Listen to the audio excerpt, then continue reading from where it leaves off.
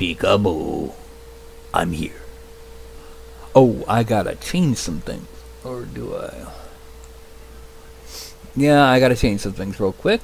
Give me just a second.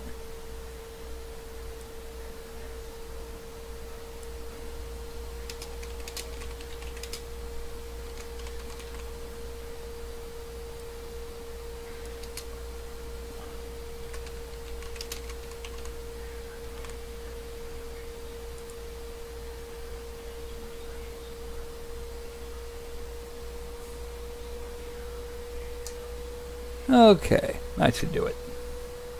Hey, 2XR. Tuxer.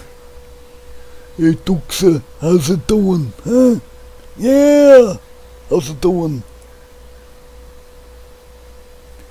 So, what the deal is I have a new player in my Saturday game, and so tonight I'm going to be sculpting her figure. Now, the thing is, this Saturday there's not going to be a game, so it's going to be at least 2 weeks before she gets, or a week and a half before she gets her figure.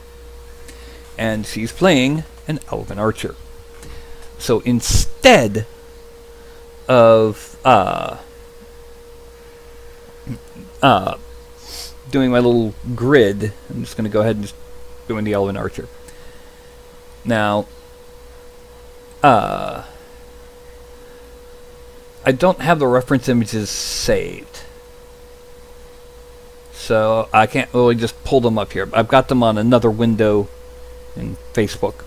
But basically it's female elf, long hair but it's pulled back and little tendrils in front, scale shirt, simple boots, bow.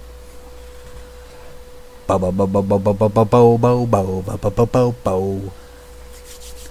So, since we already know what we're going to get, or we're going to do, we're going to go ahead and get started straight... Oh, not ZBrush. Daz Studio. I already got the female figure loaded. And we're going to go to the props. And which bow do we want to use? Let's go with the fancy recurve bow. This one... It's, you know, we could use it to technically represent a long bow. It's long enough.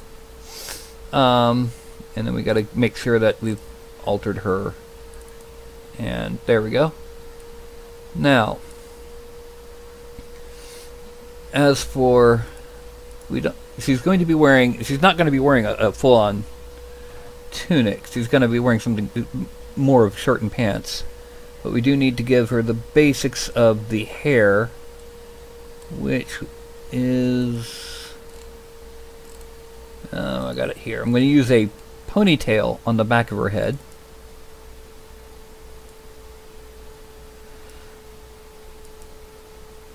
Let's put this on the back of the head. Expand from selected. And we're going to select all of the segments. Go into parameters. And we're going to... Nope. We're going to elongate them because he's going to have a long ponytail. I'll make something for her. Oh, that's what I'll do. I know what I'll do. Create a new primitive cylinder.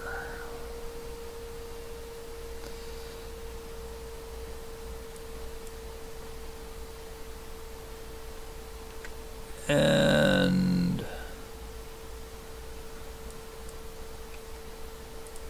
that's okay. That's a bit too big. So we're going to scale it down a bit, and then we're going to Y scale it up quite a bit because it's going to be coming off of her head when and all tweaked and stuff. Actually, no. Let's Y scale it back down. Yeah.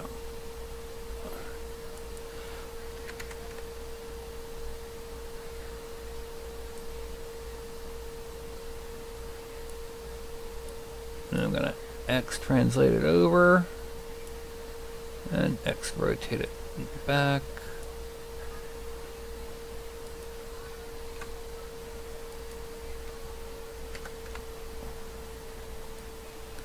because we need to move it up to where the side of her ear is. We're going to rotate a little bit more.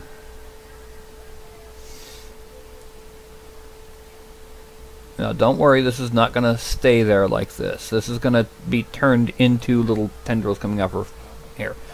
Alright, now I'm going to copy selected items. Then we're going to go ahead and create another one. And then we're going to change the X to a positive. There. Now these we're going to go ahead and put parent to her head. Okay, that's just so that we can get it posed. Now, the next thing we're going to do is we're going to give her her pose.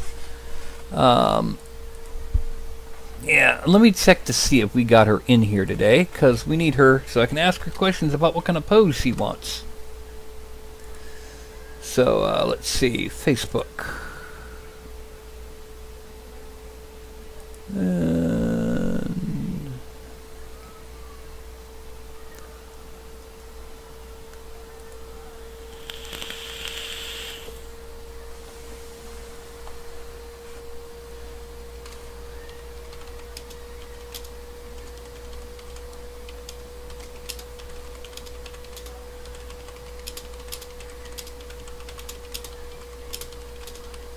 Oh, she also wants a cloak, that's right.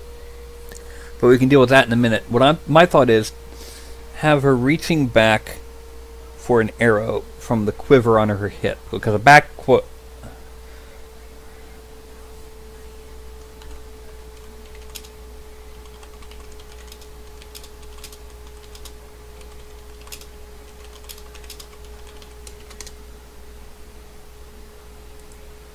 Okay, so that's a couple things I forgot, but the cloak will come last.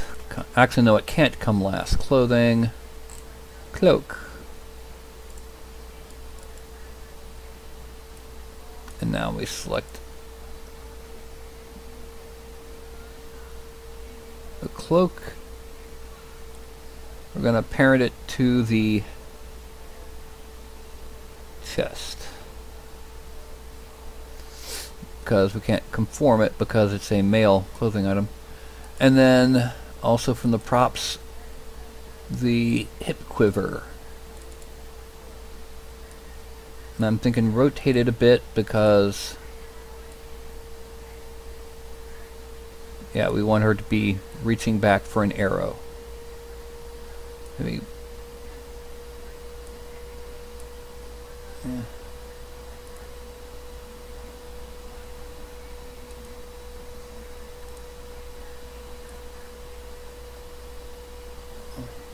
Nice, just to get it out of the way.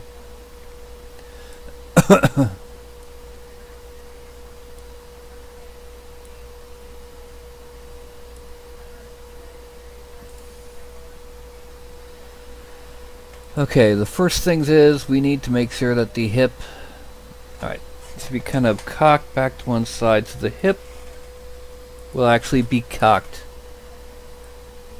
this way.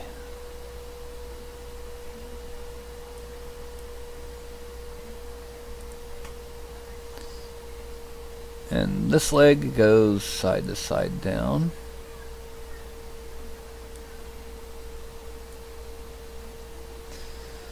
And then this one with a bit of a twist, side to side out. Now we go to a front view. We're going to select both feet so that we can focus on them. You can see there's a faint line right here. I'm kind of tracing it with the mouse. That's the ground line. And the heels here are technically both pretty much on par with the ground line. I just want to make sure. I'm going to bend this foot a little bit and then bend the toe up and twist it a little because we want it to be, yeah. Okay. Now we go back to perspective view, and we hit Control D. That puts her on the floor. Now, you always want your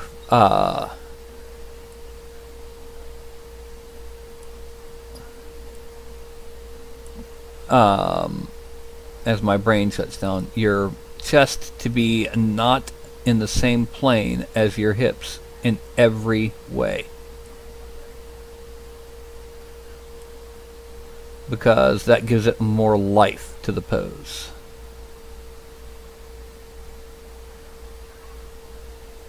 Actually, let's go ahead and twist the chest back just a bit more.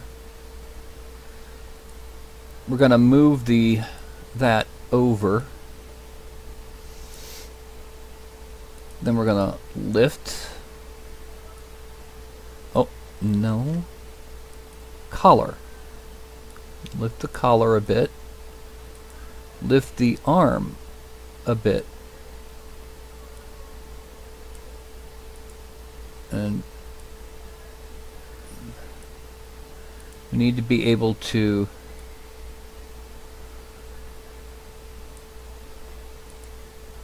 side to side. Alright, now we're going to untwist it some so that we can bend the hand, because we want the hand to be bent more than it is. Now we're going to focus in on the hand right here. Hey, Fuzzbutt, over here. Good girl. Good girl.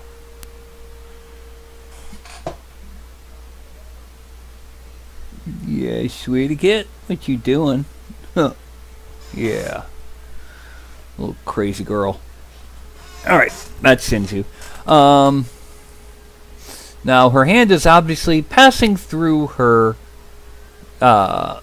quiver. We don't want that, so we're going to pull it out just a little bit more. We're also going to unbend it just a little bit. We're going to bend the hand just a little bit more. Side to side it a little bit less. We're going to bend the fingers a little. And bring this one over quite a lot. And then twist it until it's making contact with the arrows. That should be good enough. Yeah, there it is. She's grabbing one of her arrows. So now we select here, click there, and we've got the whole.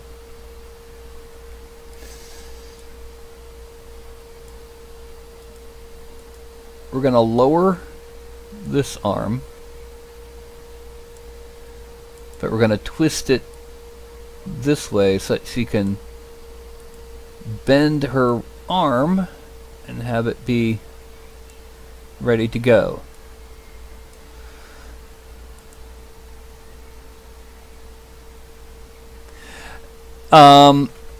Jamie, the hands look huge because of proportion.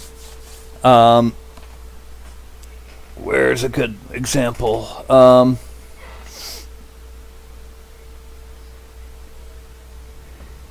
If you actually look at the final printed figures, the hands don't really look that big. Because the head, the hands, the feet are all a lot larger on these miniatures than they are on human beings. I can rotate the quiver down. It's just not a place that most people would actually have a quiver, so I don't normally have it set for that. Let's see, Z rotate it like that. X translate. And Y translate, so, not Y, Y translate. So it's down on her hip. Let's bring it forward and over. A little bit more. Now what this will do is, let's go ahead and twist the arm. The problem is this makes it much more... Let me go ahead and lower this a bit more.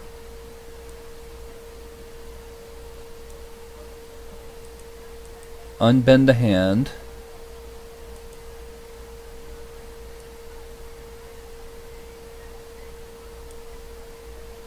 And it has her thumb stuck all the way in. So we're going to have to raise her arm.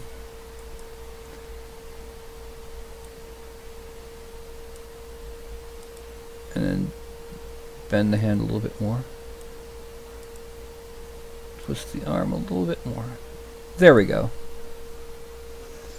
Now, don't be worried about the little tubes on her head. Those are going to be turned into little tendrils of hair on the front, in front of her ears. Now, we're going to twist the head, because she's going to end up looking in this direction. We're going to bend side to side. And now, the next thing that we're going to do is we're going to do some magic, and let's turn her from a human to an elf. There we go. Bing! She's an elf. Let's twist the fork.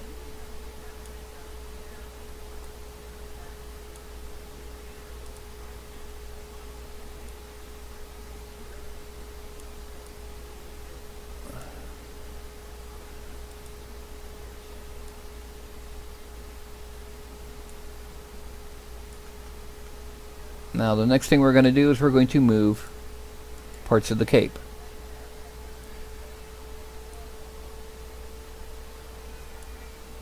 So that it's kind of flowing with, it's not blocking anything. We're going to worry about the ponytail last.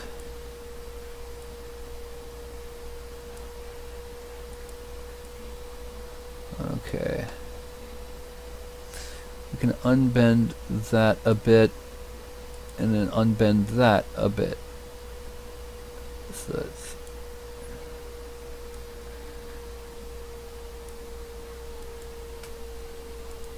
and then I rotate.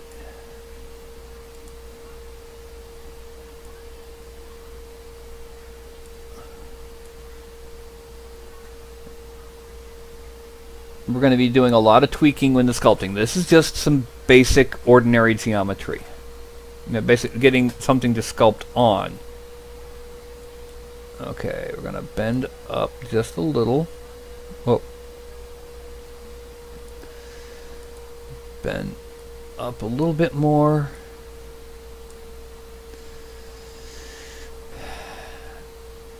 And these three are going to kind of side to side a little. Oh. Just a little. And then these two are going to bend a little bit to get it on top of the cloak. And yes, I'm going to make it a wider connection when we actually get... Actually, I can go ahead and take care of that now. So that's, okay, yeah, so... X scale.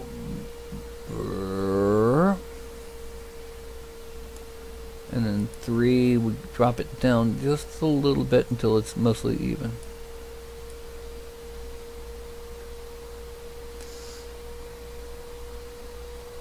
Okay, now her expression. For right now, it's mostly just kind of neutral, kind of happy. Not necessarily very.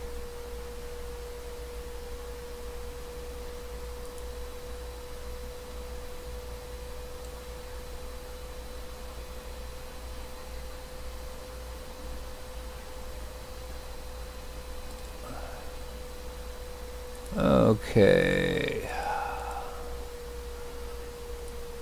Let's go ahead and grab these brows and let's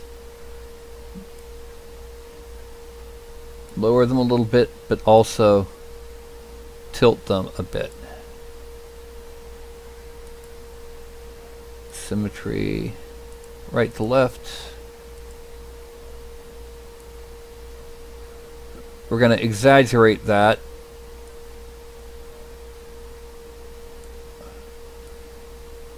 When it comes time to actually do the sculpting. So, for right now, this is the basic geometry that we're going to be sculpting on.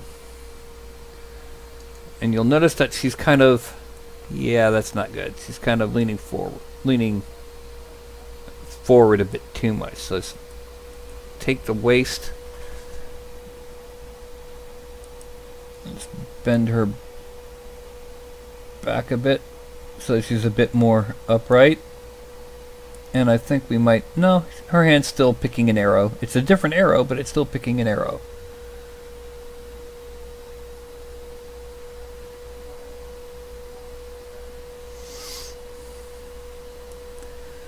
I don't know if it's enough, though. That'll get us, no. That'll get her upright. And yes, she is still picking that arrow in the front. That is our basic, rough, unsculpted geometry. And, okay. So what we do now, we hide what's going to be the hair. Okay. We hide the quiver. We hide the cloak. And we hide the bow. This is our basic female geometry that we're going to be sculpting on. We're going to do a lot of tweaking to make this look like a more natural pose for the arm, among other things. So, File, Export. And we're going to take this. You can't see the windows that I'm pulling up here for the export, but it's my Broadcast Miniatures new Elven Ranger body. Accept. Then we're going to make the body invisible, make the cylinders visible and the ponytail visible. File, Export, Elven Ranger hair. Then let's hide the hair. Make the bow and the quiver visible. File, Export, Elven Ranger props. Accept. And then we're going to make these invisible but make the cloak visible. Export, Elven Ranger cloak. Now, if I sculpted from absolute scratch, this would be, what I just did took maybe 15 minutes, maybe 20 at the top. If I was sculpting from scratch, that would be almost an hour at minimum from there. Now, and not even counting the time to make that bow, because that bow has a lot of straight, hard edges that it's hard to do in sculpting. Meanwhile, it's now time ZBrush, and I import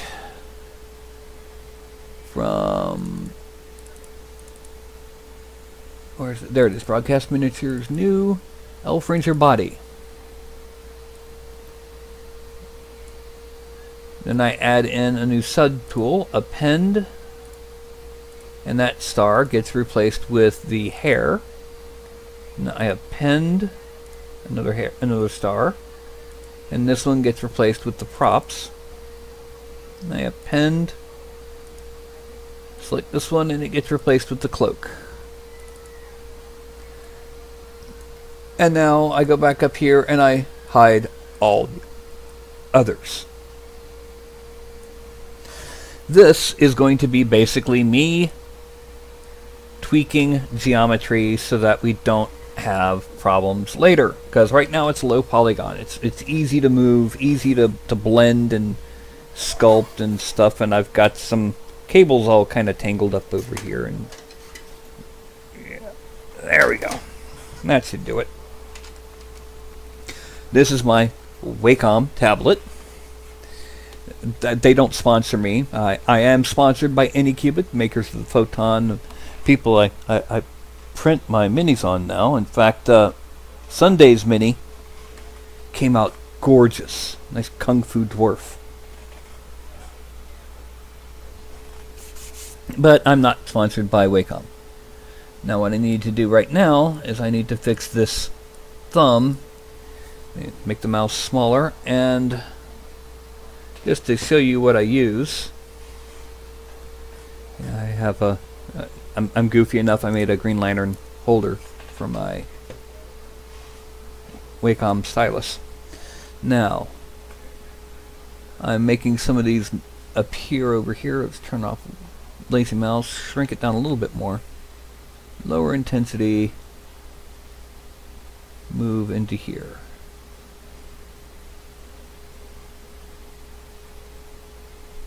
This is a situation where it's actually... Okay, now inflate is the brush I need. This is actually going to get blended over a little bit better when it comes time for the next step. But as long as I've got...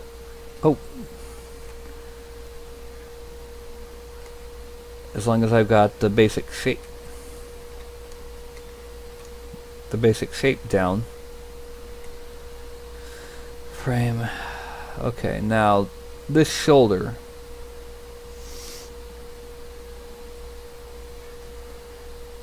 What we're going to do is we're going to use move. And I'm going to actually move this part of the shoulder a bit, because what will be happening is she's going to be wearing an armored tunic. Basically, she's going to be wearing Scale Maille. And it would, rather than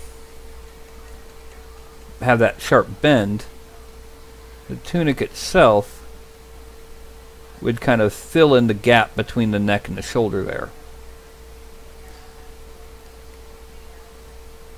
Now I'm going to inflate, and I'm going to alt. I'm going to bring under here. The next thing I'm going to do is I'm going to smooth out all of the cleavage, because this character is not wearing anything really sexy. In fact, she's wearing something that could be considered by some to be anti-sexy, although others would probably fight me over that. Oh, come on. I need to use the standard, not the inflate, because standard pulls it out in the direction I'm brushing. Inflate pulls it out in the direction that the vertexes face.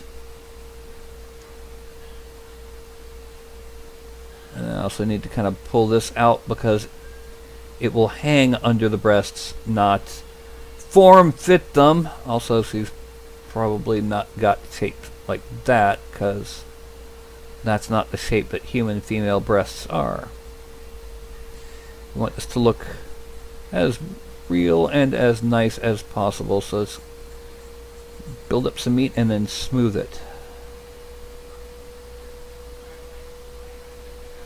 Also, the less landmarks on the body, the easier it'll be to make it look like scale, because scale, guess what? Doesn't like it. Scale is a lot more smoothing than chainmail is, simply because it's a slightly more rigid armor. So this will probably end up looking something like it's out of the 40s, with the infamous Zeppelin shape.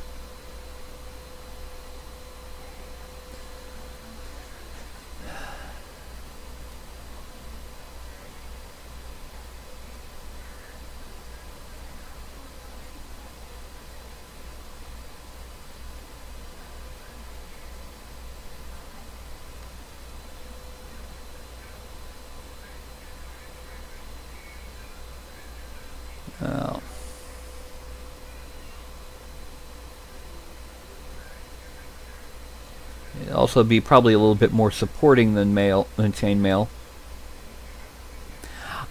Can I say right now I hate the fact that D&D has taken the word mail and made it mean any kind of flexible armor, or any kind of armor really. It's not. I forgot one thing I need to do. Auto mask backmasking.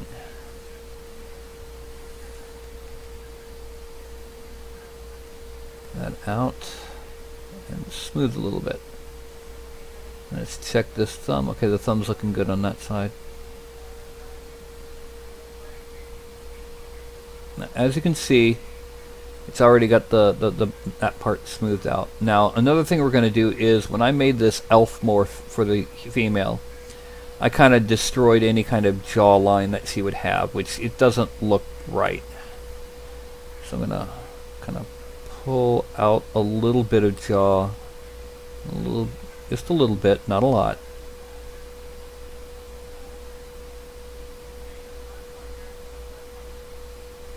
And then smooth it, because everyone knows that female faces are smoother than male.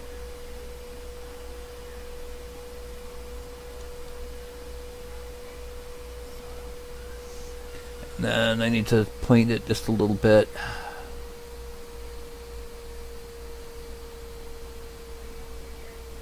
There we go. She's actually got a jawline now. The next thing is, I need to make her brows just a little bit thicker to kind of emphasize the expression that I had given her.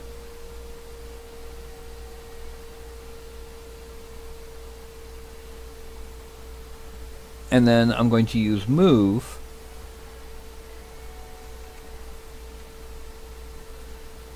to make her not smile so much. Because someone who is shooting an arrow probably isn't smiling.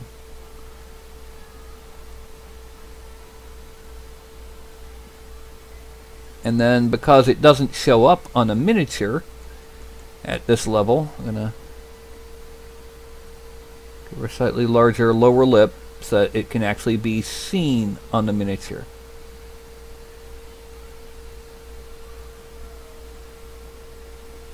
And then, again, another final thing, we're going to use slash, turn off lazy mouse, bring the strength down about 11. We're going to cut under the bottom of the nose so that it becomes more obviously a nose and not just a bump on the face. With the resin printers like I've got, like the Anycubic Photon or the Peel Poly Moai, it's not as much of a problem, but on an FDM printer it is much more of a problem. Okay, frame. The body is mostly ready for the next steps. So we're going to go ahead to geometry. We're going to Dynamesh, 768 resolution and 0 blur. What this does, this converts it into a single solid manifold surface that can be more easily extracted on. And it... Oh, and I forgot to subdivide it first.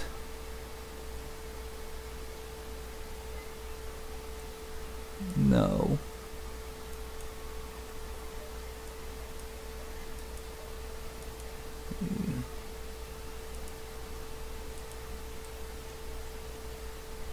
Okay, and then we're going to Dynamesh it at 768, blur of 0.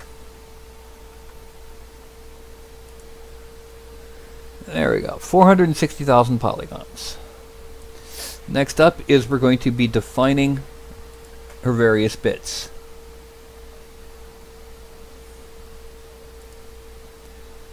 Okay, so what we're going to do is we're going to I think the first thing that we want to do is the hauberk. Not hauberk, it's probably going to be more of a byrnie. Jamie, what would you say to having, in addition to having the shirt like that third reference you sent me, having, say, patches on the thighs of the scale? Not the whole pants be scaled, but like patches on the outside of the thighs.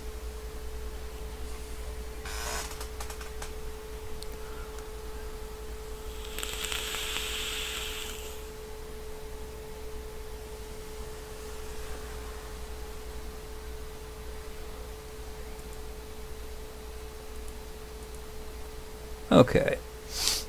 Alright, so what we're going to do first, we're going to go ahead. I'm going to mark off where the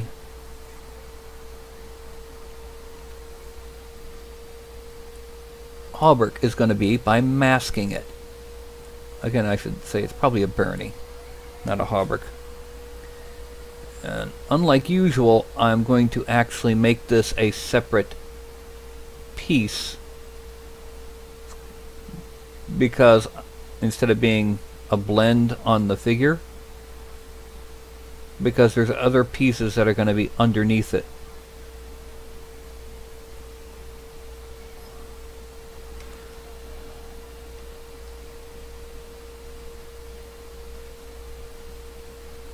No. Nah.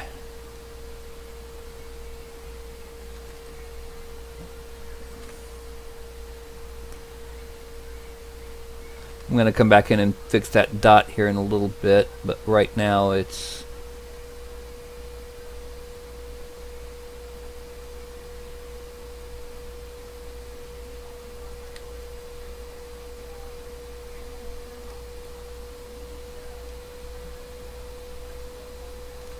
Because see, what's going to happen is I'm going to use... It's going to be a lot easier to make this look like scale if it has only one direction to worry about the scales going.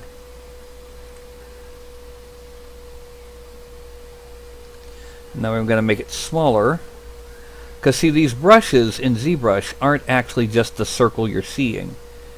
It's a full-on sphere, but we're only able to see the circle on the surface. Alright, let's...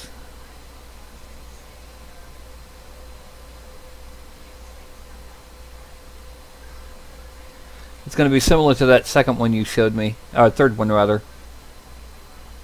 That's probably where a lot of the reference is going to be coming from. And then...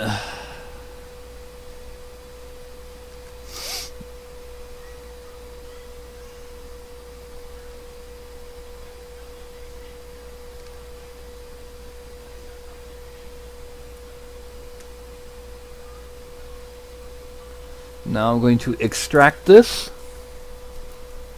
by going to Subtool, Extract at a 0.03. Extract. Uh-oh.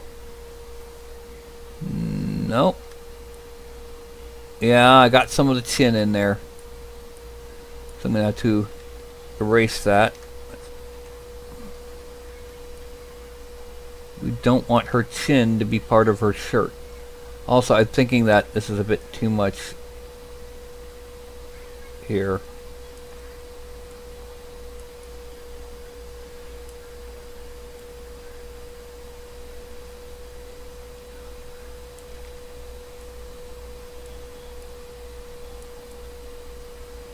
Sure that it's an even... Okay, let's erase this. Because we want it to be as even and as non-erratic as possible.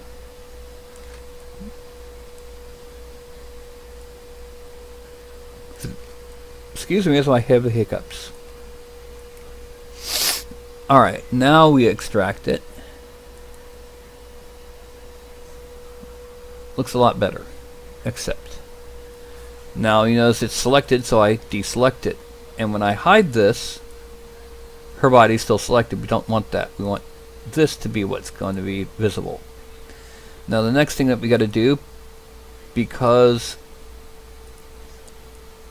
the polygons on the cuffs and the side are just long skinny ones instead of being actual, like, you know, like the squares like the rest. So we're going to frame out. We're going to Dynamesh it at 256. And now when we zoom in and make the polygons visible, we can see that the cuffs are solid. We're going to unselect that, and we're going to subdivide it a couple times. A bit more than you'd expect. And now I'm going to hide the body. Once again, that's something I say on the show more than I ever expected to say in my life. And we see there's something I've got to fix right here. Let's make this smooth up to 100. And let's smooth this down. And that's not working. It's taking too long to smooth. So we've got to make the mouse smaller. The smaller the mouse is, the faster it works.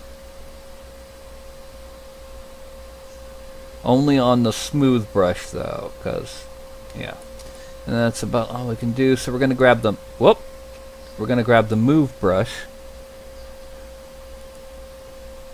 Make it a little bit bigger.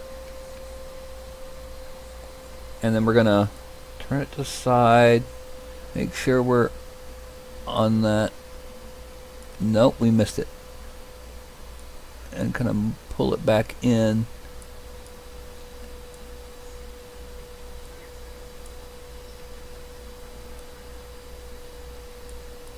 And smooth that out again. And then we're going to rotate it back. And what am I doing all this work for? I can do it here. As I said, when it's the fewer the polygons, the faster it goes. There. Now we subdivide it.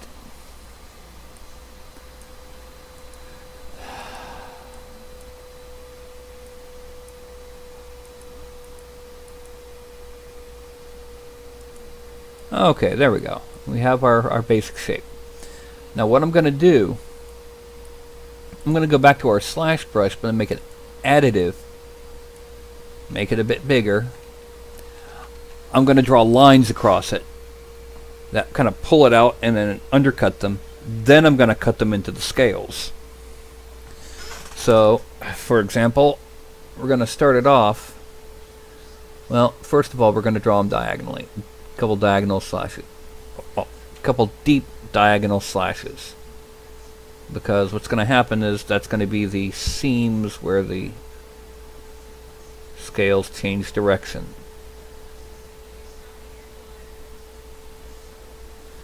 Because on the shoulders they'll be going out. On the torso they'll be going down. Okay. Now, go back to add about 8. Yeah. I'm going to draw on, and then 1, 2, 3.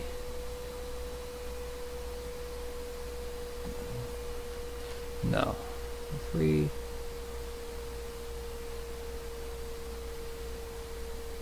Good.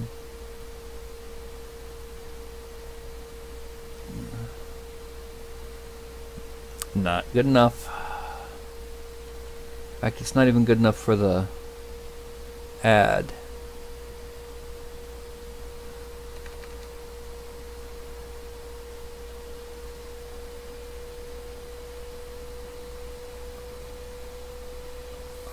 No, I'll kind of follow the neckline here. No. Sorry about this. Sometimes I have moments of perfectionism, or if it doesn't look right, I get irritated.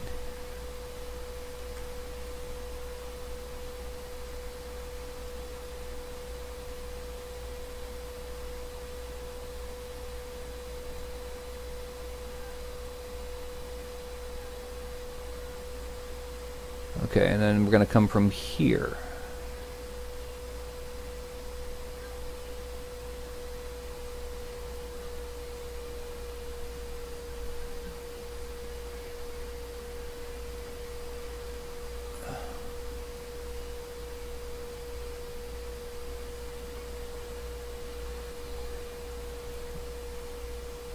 Then from here out, it's going to be all the way around the body. And larger, some slightly larger scales. Except for under that underarm.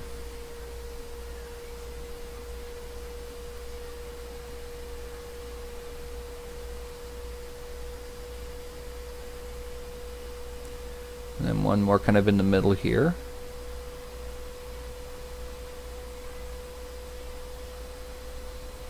Now this is all just to delineate where the scales are. It's not going to be the be-all end-all of the scales.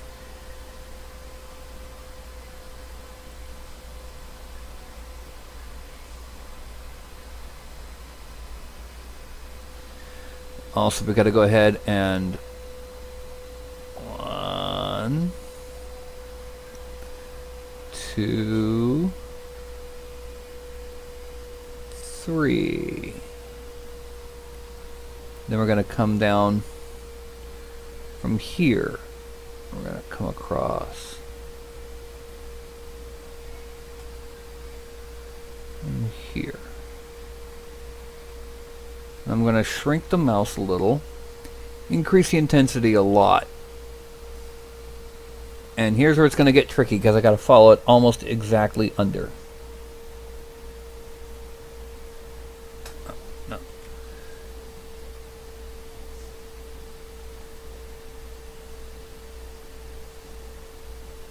No, I know what I need to do.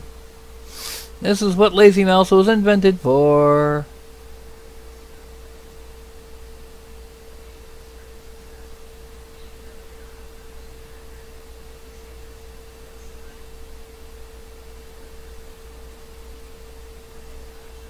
Okay, good. That's coming out nice. That's how I want it to look.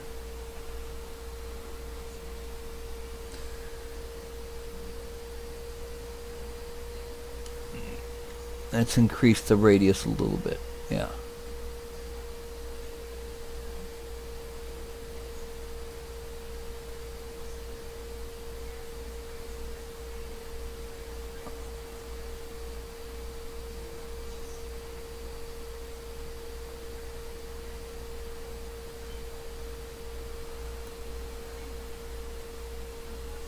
Okay.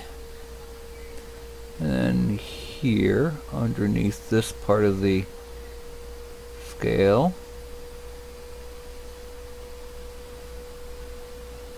No, we need to make it a little bit stronger.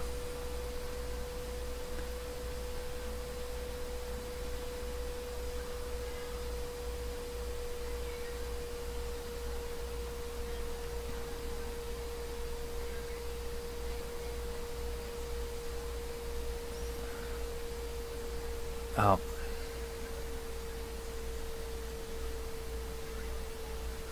Yeah. And then what I'm going to do after this is I'm going to make the actual scales themselves. Like I said, this is just saying, here's where they're going to be. This is the horizontal layers.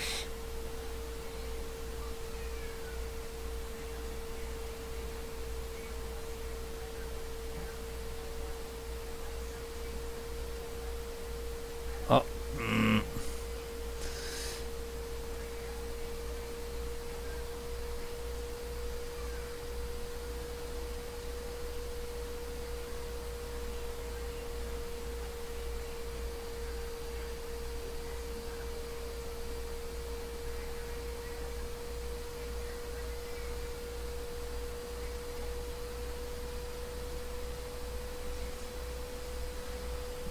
And then this one coming around this way.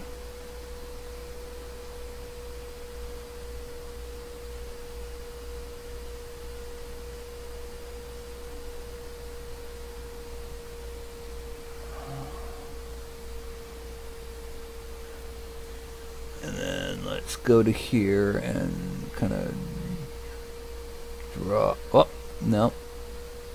Kind of follow the edge.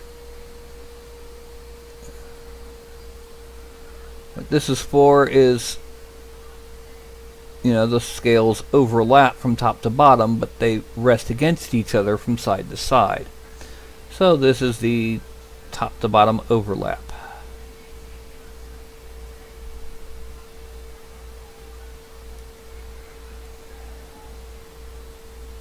as it is right now, it looks like bands.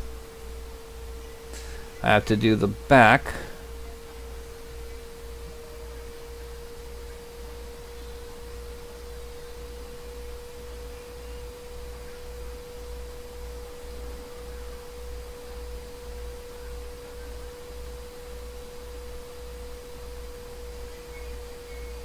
And then here.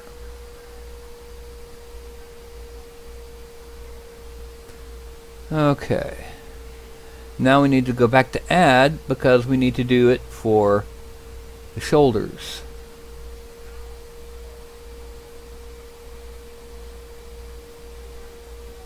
Oh wait, no. 1, 2, 3.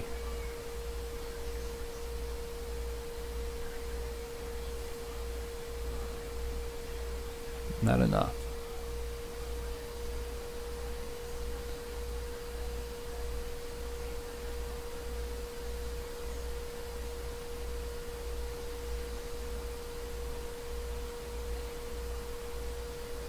Okay, that's how it looks like it'll be nice. So now this side, come over top and come over top, followed by,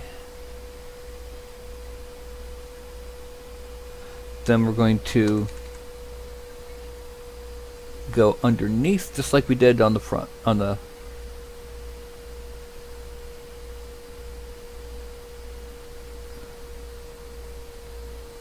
oh, no, we want it sub, not add. There we go. That's why it didn't look right.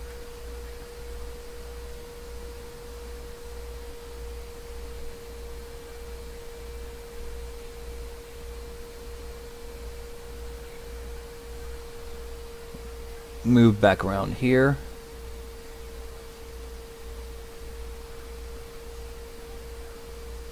Now what I'm going to do is on the sleeves, the last little bit isn't going to be scaled. Or scales. But sleeves and down here aren't going to be scales, they're going to be cloth. Although that's more of a paint, really and truly it's more of a painting thing, it's just that I'm not going to draw scales onto that area.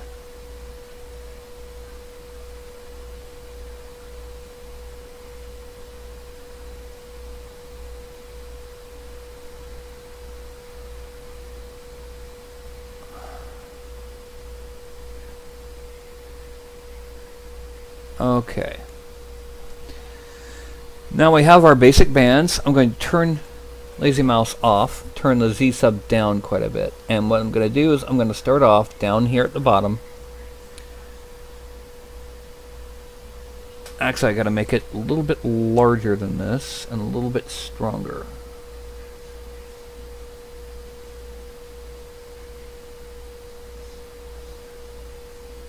Just draw these in.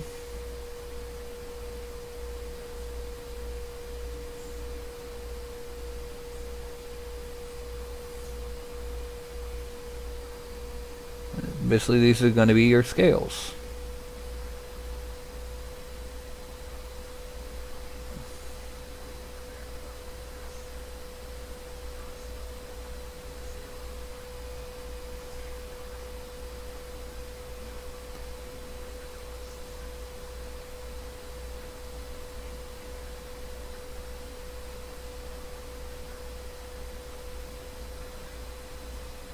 As you can see, these do go all the way down, so I'm going to go ahead and give them a bit of an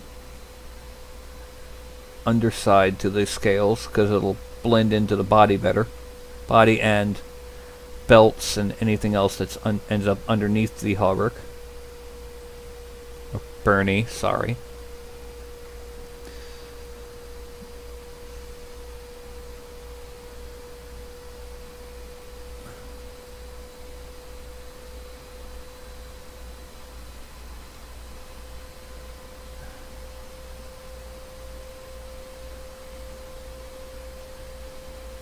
Basically what I'm doing here is I'm going to head ahead and no,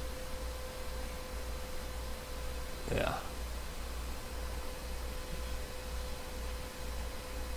Now the next step is to go the overlap is staggered. So we go in the middle of each of these scales and make this.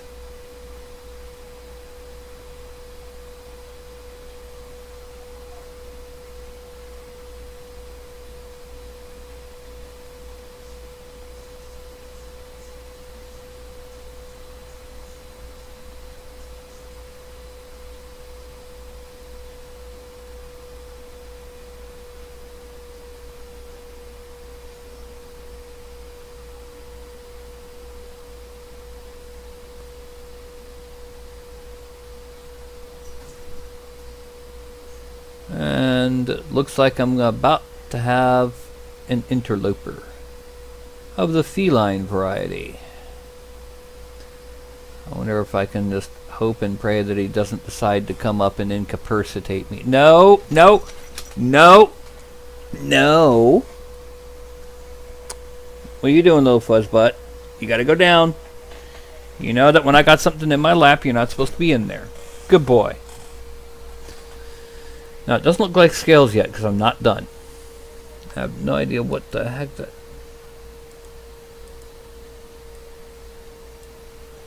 What the heck did he hit to turn that on?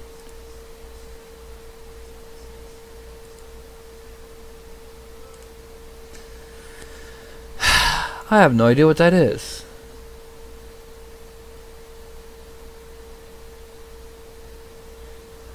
I don't want this.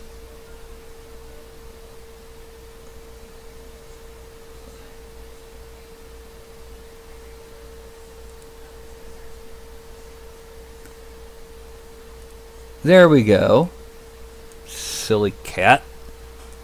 The silly cat just decided to pull up something on me. Alright, now we're going to go up here. We're going up the scales. The next thing we're going to do is going to involve making sure that we have our human person, or not human, our elf maid visible. Because we're going to need to make sure that we don't intersect with her geometry.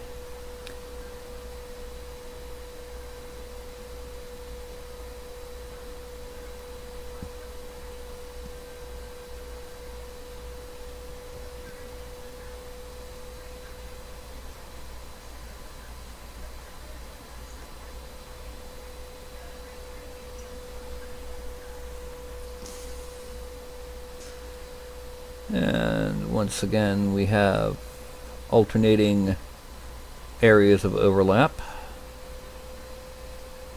because the scales would cover how they were attached, how the one above covers how the one below is attached to either each other or to, more commonly, to a leather backing.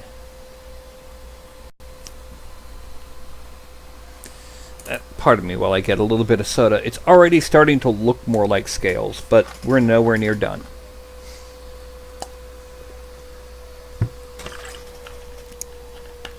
It's already taken almost an hour to get here. Wow. This is actually one of my longer sculpts. Alright, so now we have up here. Draw this in a little bit. No, because that pulls that a little bit lighter.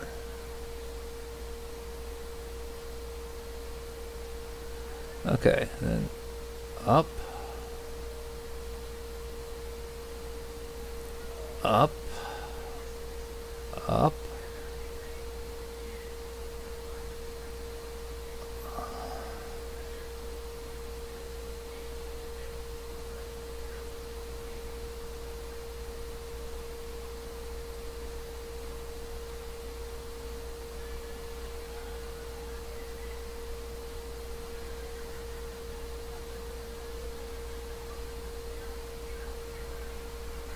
okay. Now, I cannot guarantee that this will come out well on an FDM printer. FDM printers fine detail like this tends to be iffy at best.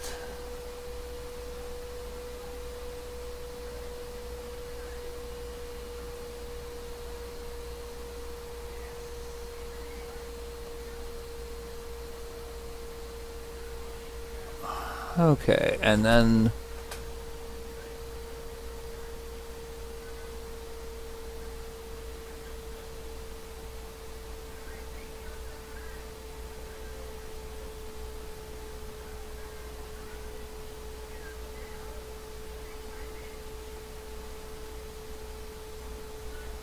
there we go, that's that, and now the back.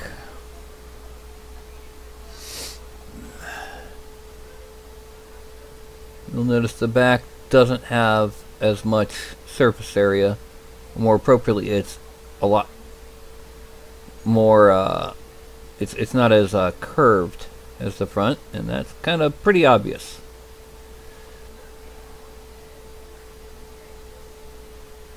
And then up here.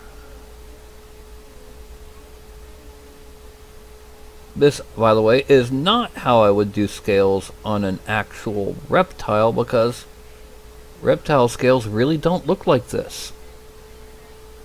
Fish scales kind of do, but even then, it's more of a smooth overlap, unlike scale armor, which is not that smooth. Okay, now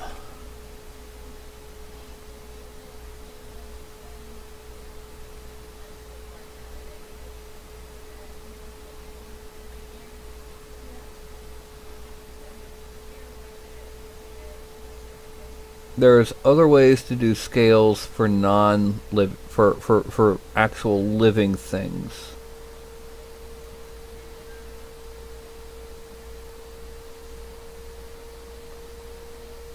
And in fact, most scales for reptiles, for example, snakes accepted, don't so much overlap as sit side to side to each other, or abut, as they say. Okay.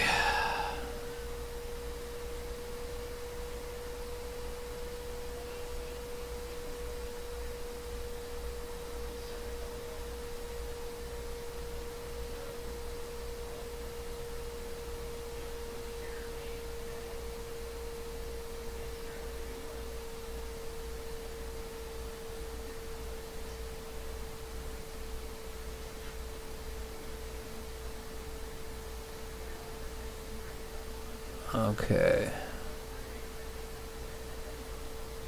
Now, let's frame out, zoom out a bit,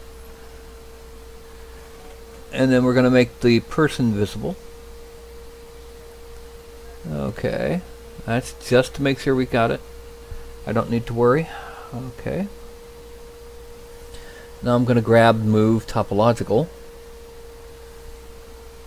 And what we're going to do, first we're going to smooth the bases.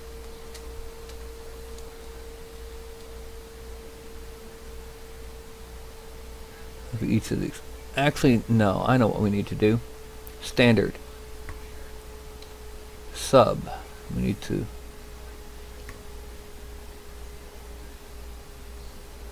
kind of go in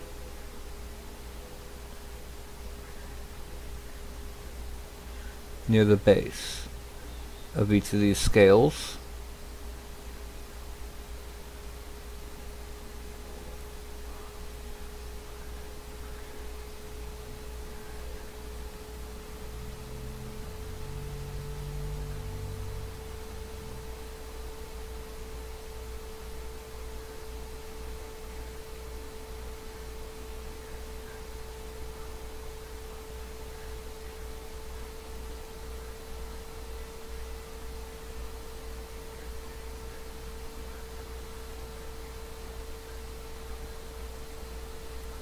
Okay.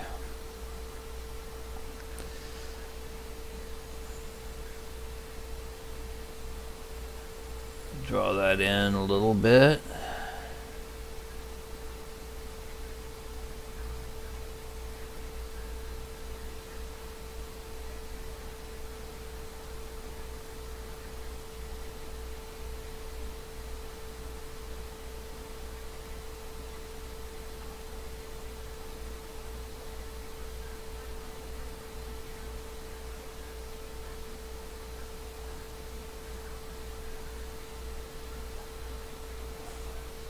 Okay, now, next thing we're going to do is going back to slash. I'm going to add, reduce the intensity quite a bit, and we're going to increase the intensity a bit more than that. I'm going to basically come around for each of these and give it an arc.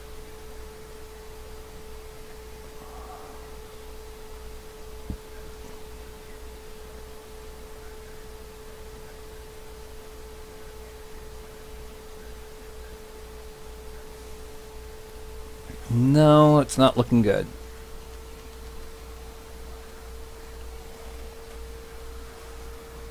Alright, let's go back to standard. Let's increase the standard.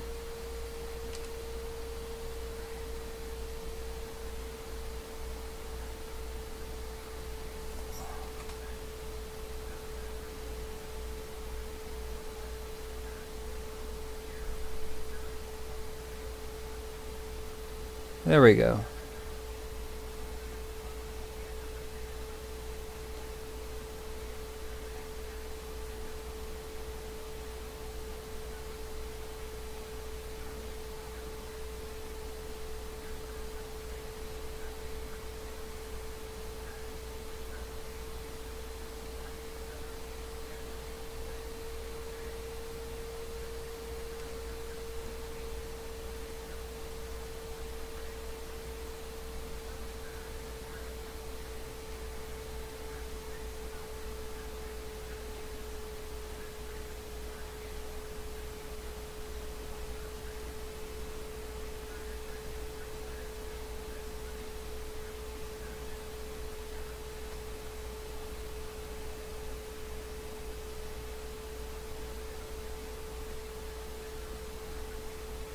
And I'm sorry I'm getting quiet. I'm just concentrating here. I don't mean to be so quiet. Scale is not exactly the easiest of armors to do.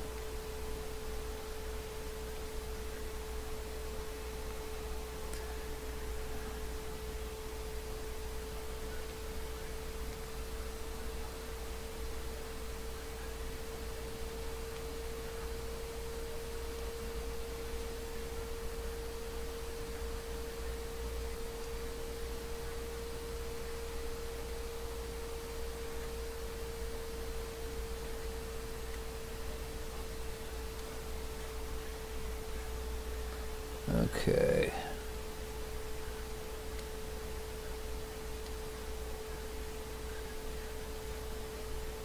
And I'll probably do scale differently every time I do it until I find a really easy way to do it that looks good.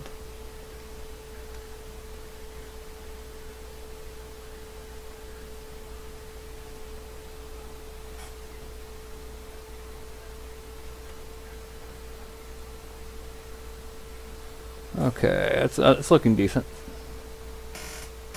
And smooth out the tops of them.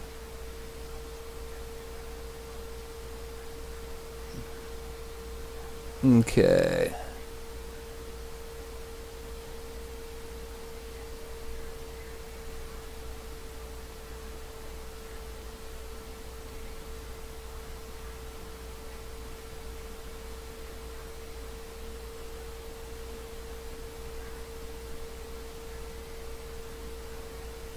Burr, burr, burr, burr, burr, burr, burr, burr, burr, burr.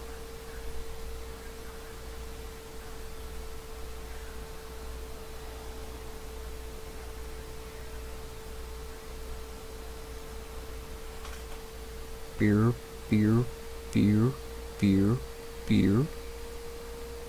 Ooh.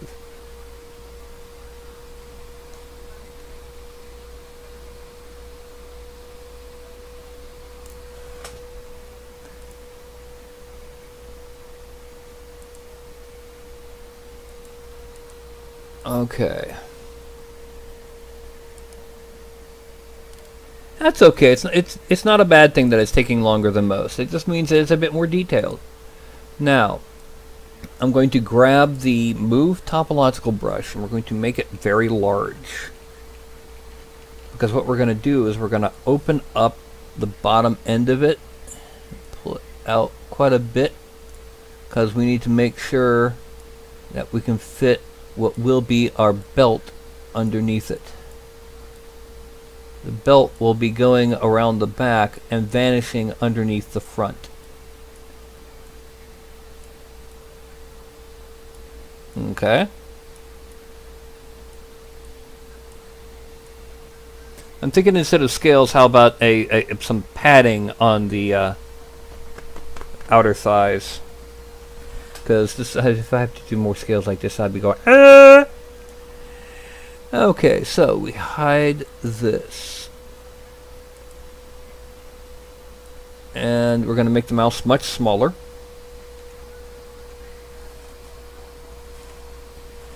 And we're going to make a belt.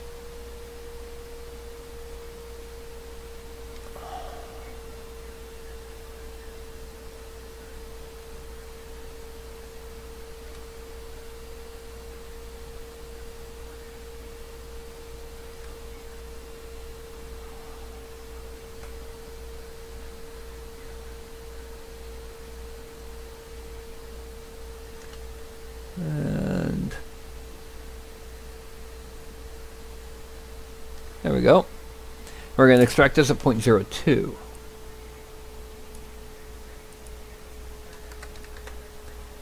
Extract.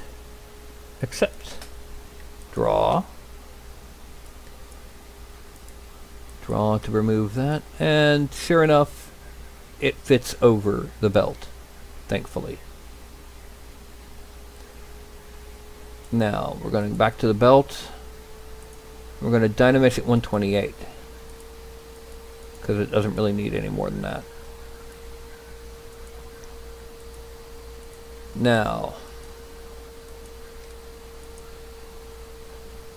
right now, that's the chest.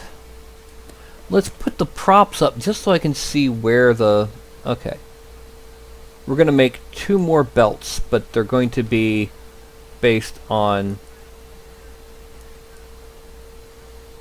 the quiver, because what it's going to be, we're going to draw on belts for the quiver, holding it onto her leg. Now,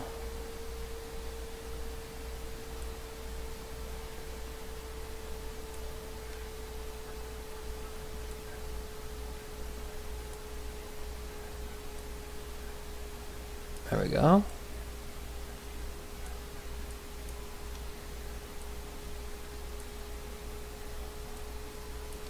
Now we're going to hide these because we need to make sure that they go all the way around the proper way.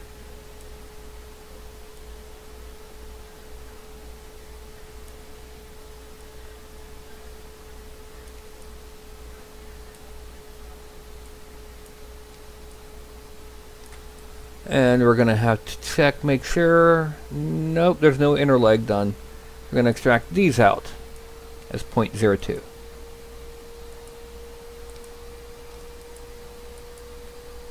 And dynamesh them at 128. Whoop, not them. Them.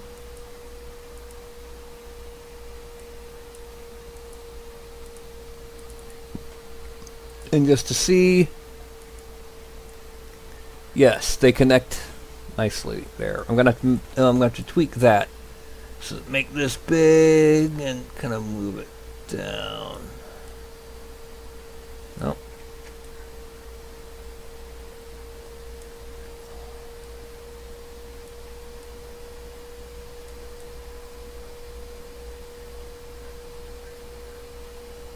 And the same thing here. I gotta tweak this.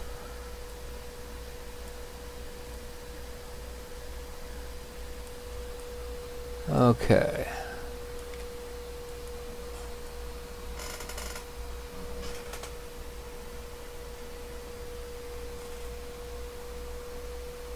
Now we're gonna hide the props and these extra belts.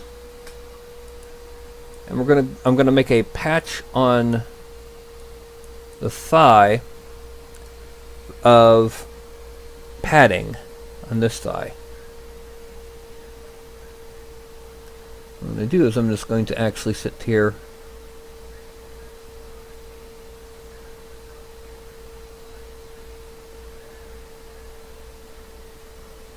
make it do this.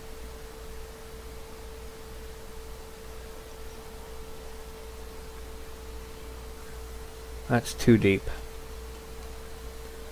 Just make it smaller, not quite as deep.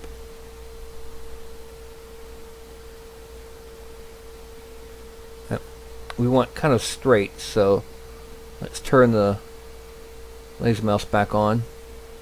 This means intensity goes up.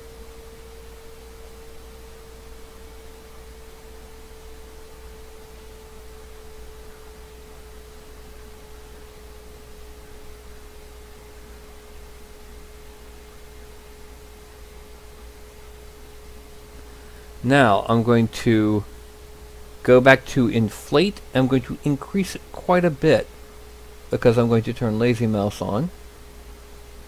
And I'm going to shrink it just a little.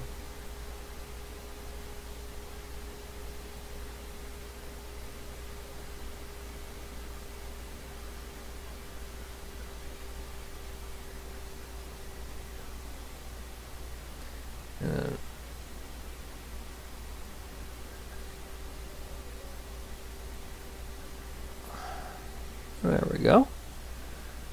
Go back to slash, and we're going to kind of trace around where this is.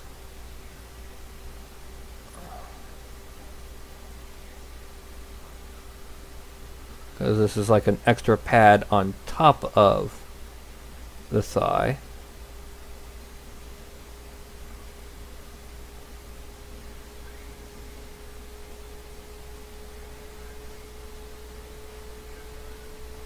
There. Now, I'm going to make it a bit deeper. Because what we're going to do now is we're going to draw on some lozenges by drawing a grid.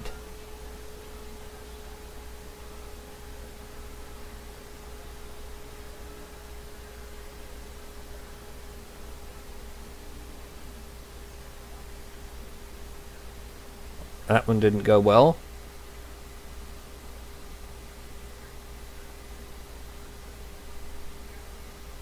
And then we're going to draw up to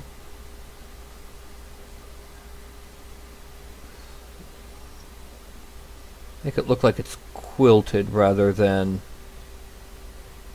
plated.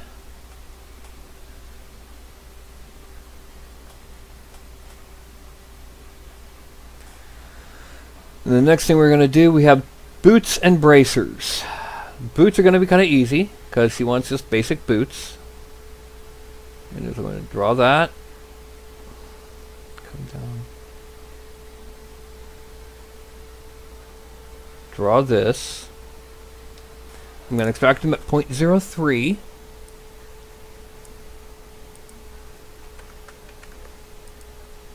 Except draw. Draw. And then I'm going to dynamesh them at 256. And before I say anything, I'm going to increase the size of my mouse till it covers most of it. And smooth. Because what's going to happen is I'm going to end up blending this in to the actual body.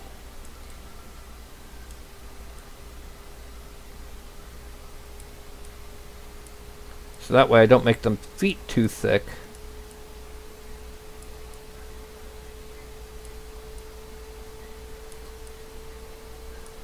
And I can worry about actually doing it later. I'm going to divide it a couple times. No.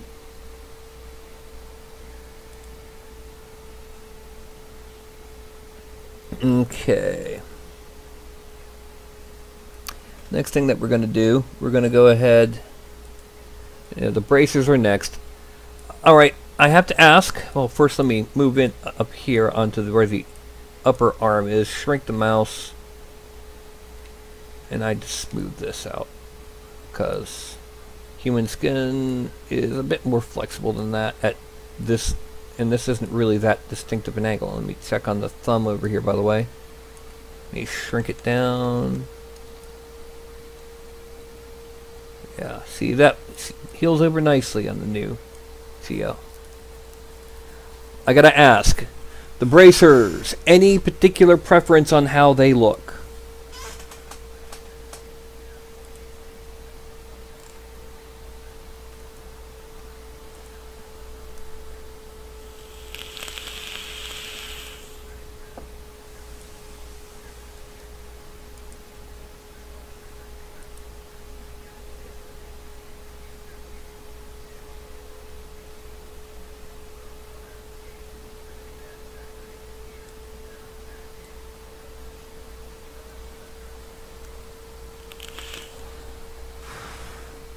Bracer.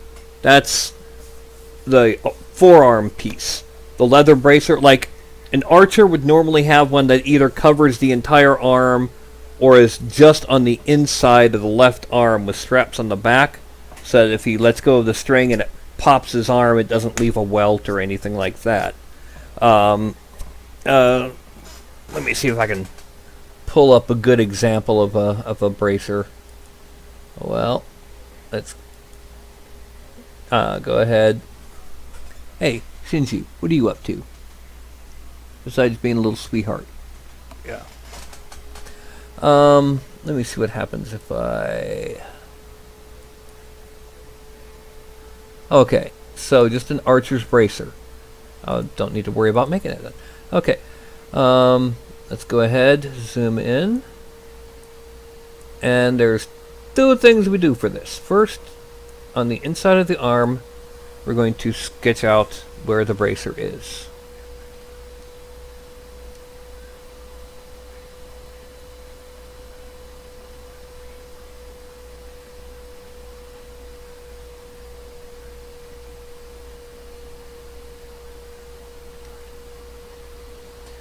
It needs to come down a bit more.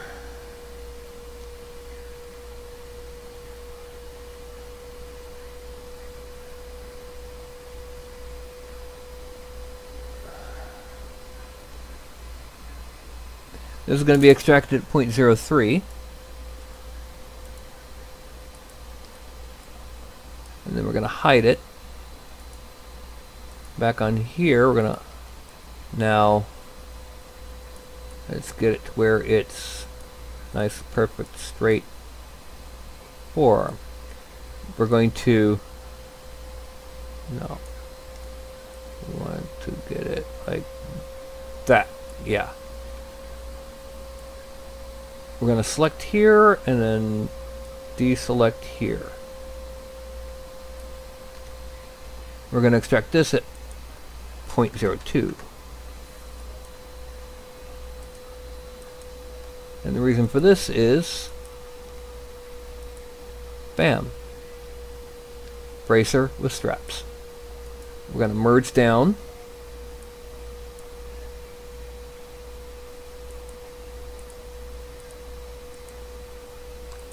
And then we're going to dynamesh it at 256.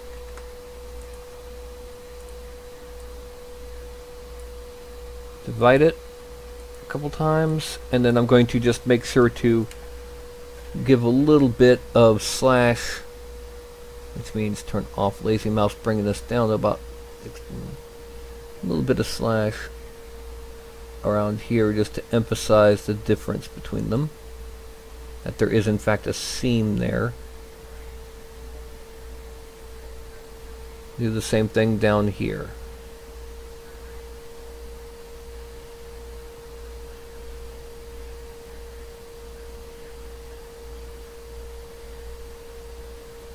Okay.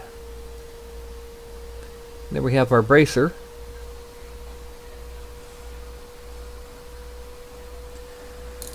Okay, let me get some soda real quick.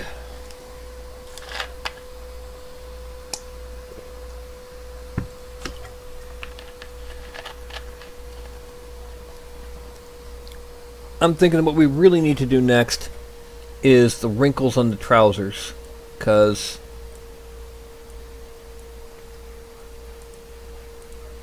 We really need to at least make this look like trouser and not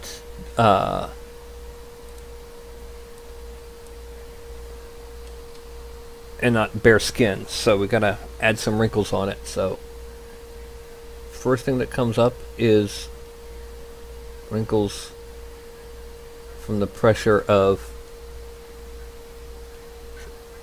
No. I need to make it standard first.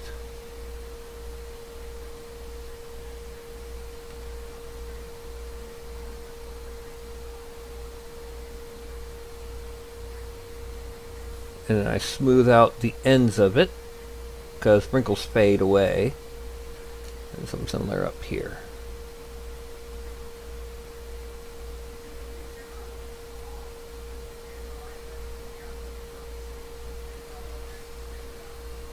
And then kind of a couple more under here.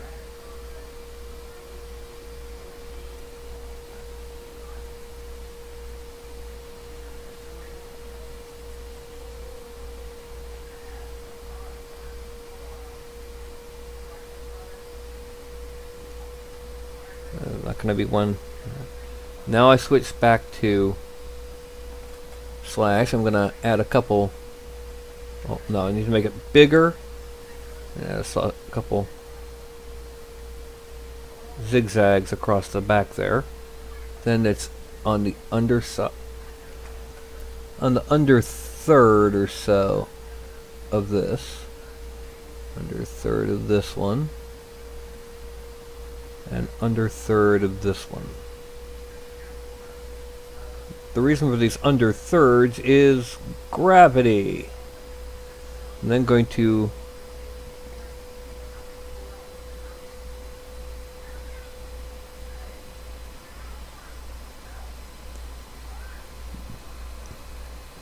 cut under these wrinkles to sharpen them a little bit. Wrinkles are actually sharp, at least on the tier we're working with, on that size scale. Part of this reason is because that's actually how they are. Part of it is because we want to make sure that these wrinkles will catch paint. One of the primary reasons miniatures are made is to be painted, so we want to make sure that they can be painted and in such a way that, you know, they'll catch paint. And zoom, zoom, zoom, zoom, zoom, zoom. And then under, under, under, under, under, under, and then we smooth out the ends and the beginnings, not as much on the beginnings as on the ends, and go back over this. Oh,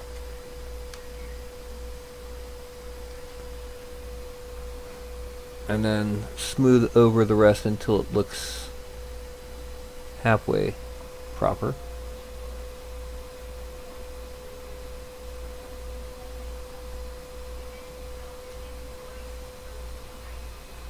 Now the next thing is we need to add a little bit behind the knees. Usually 1, 2, 3. 1, 2, 3. And then a cut in underneath each of them. And then a smooth, just a light smooth, because this is all mostly wrinkled. Just enough to where it's going to get the impression of the wrinkles. There's going to be a faint thing there for paint to catch on.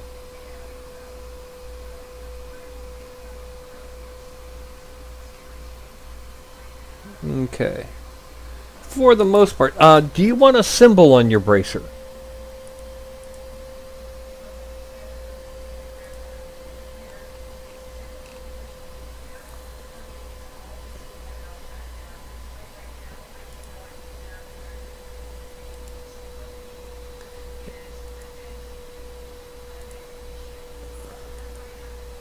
want some kind of like little engraved or whatever symbol. Okay, well, we can come back to it. The next thing we're going to do while you're making your decision is the cloak.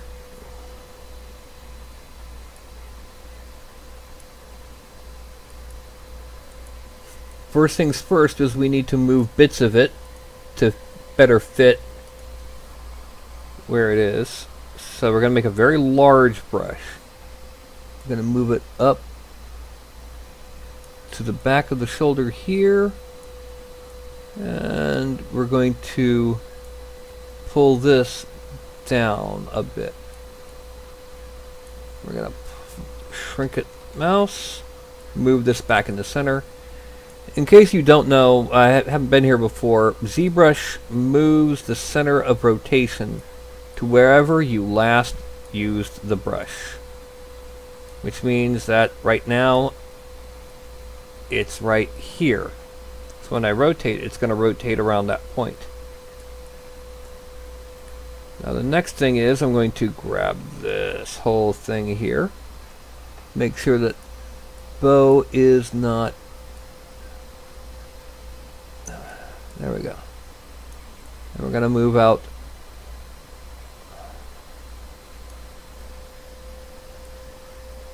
this much. Because it was almost completely covering or touching the arm.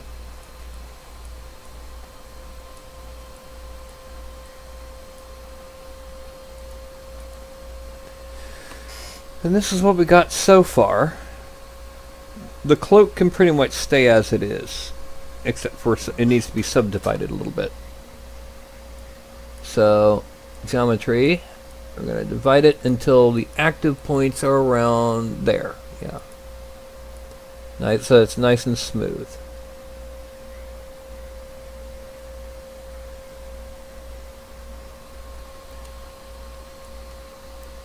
The bow and arrows can actually be also subdivided because there's really not much we're going to do unless we do in some kind of little engraving on the bow, which if we did would probably just be a little curlicue on the front of the arms because it is small, narrow. And so pretty much I think the next thing that we really need to do is we need to take these leg pieces here, move them up a bit, and then blend the body down. And then I'm going to take geometry, I'm going to Dynamesh it again. Move over, move in. And you'll notice that now, instead of being an actual seam, we can do this and it goes completely away. So that instead of being, you know, like a separate piece, it's actually now just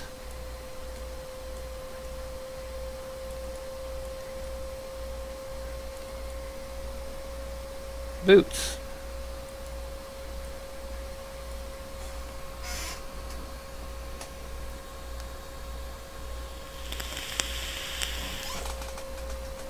Now, next thing we need to do is the hair.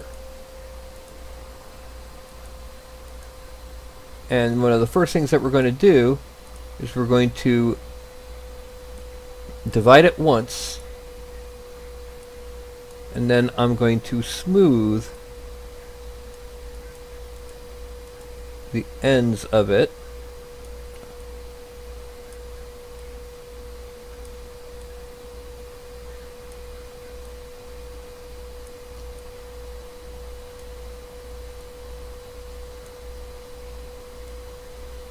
And then I'm going to use Move Topological to move it back into position, but slightly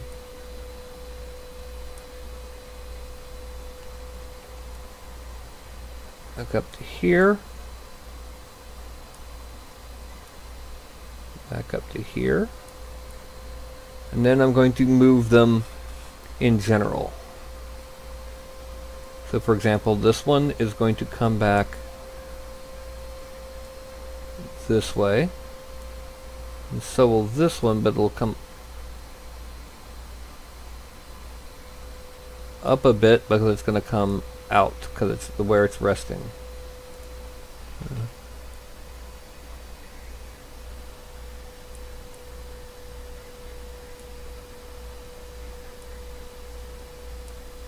Then I'm going to bring the centers in.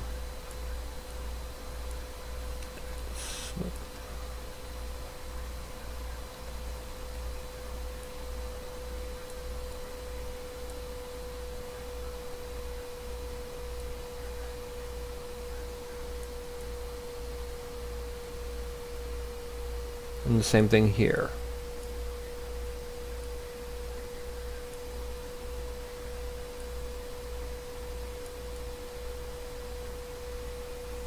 See, it's already looking more like hair, but it's still not quite looking like hair because we got to do one more thing. We got to add a piece.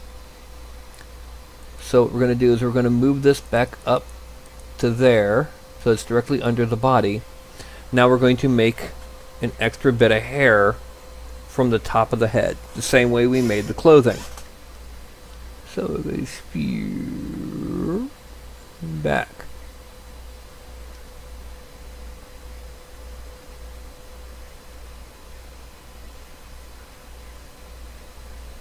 We're going to sharpen it by erasing the part of the selection.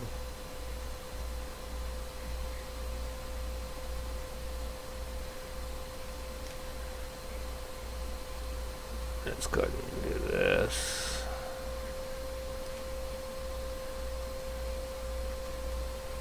Now we're going to shrink the mouse and bring it over like that.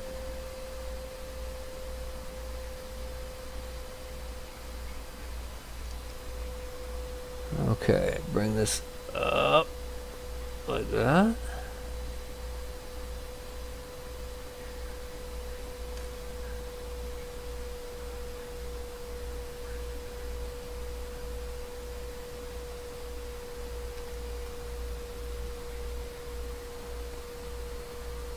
Frame. Then we're going to extract at 0.02.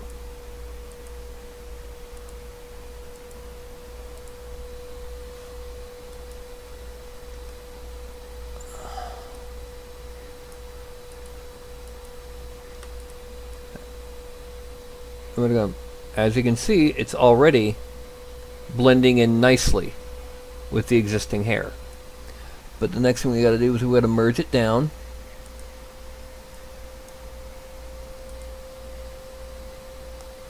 And now I'm going to use the move topological to make a large version of it.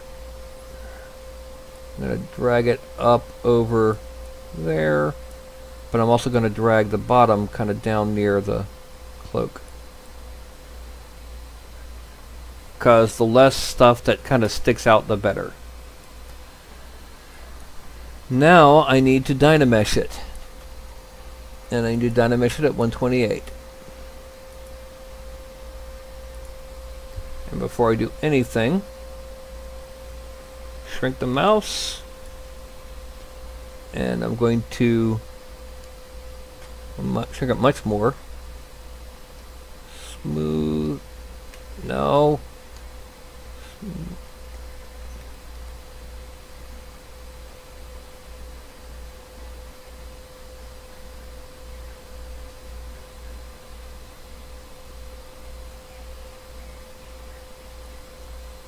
Okay. Now, I'm going to assume that it's being pulled back, so it's going to get on top. I'm going to drag it over here and over here, so that we can then draw on a ponytail holder in a little bit. In fact, let's go ahead and do that. Shrink the mouse and just draw on.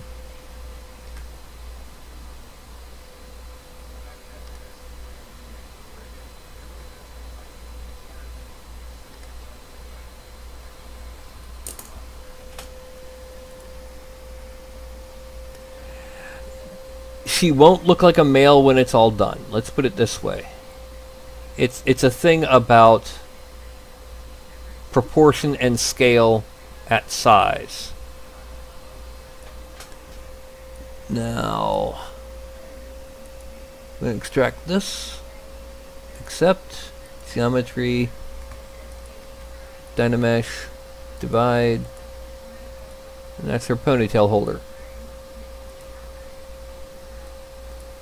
Now we go back to the hair, frame it. Part of this is I do still need to do some tweaking on the face to make it less angular. Right now it's still got some pretty angular cheeks. If I soften those, she'll look a lot more feminine. But anyway, as for the hair, what I do now is going to be almost entirely with the slash brush. Starting off with the subtract. Let's see, do I have that? No, I don't. Okay, good. Now, actually I'm going to have to inflate part of it first. I'm going to have to inflate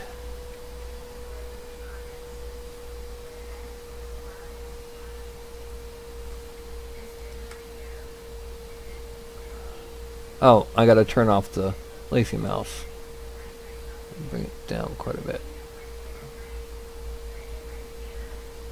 Right here, just because it's going to need it to catch the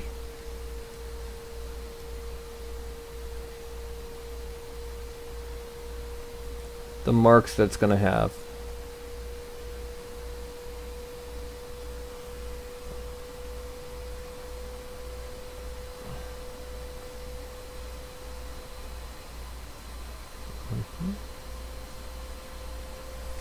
Okay, now we go back to slash. And first things first, I'm going to draw kind of a center part line.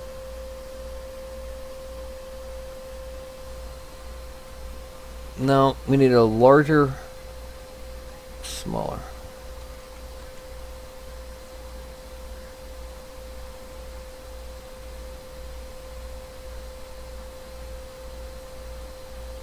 Okay, then we're going to shrink it and make it a little bit stronger and go from here so that we've got the strands coming around like that. And then the rest of these are going to be coming back to here because you've got it pulled back.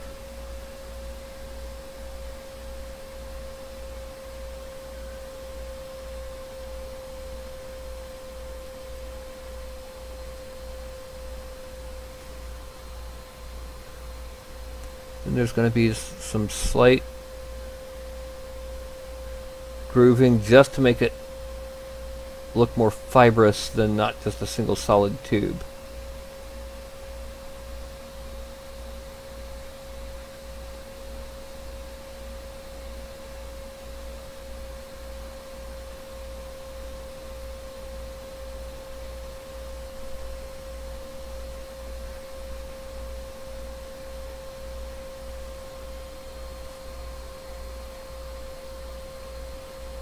Then we're going to make it a little bit wilder here, so we're going to make it larger.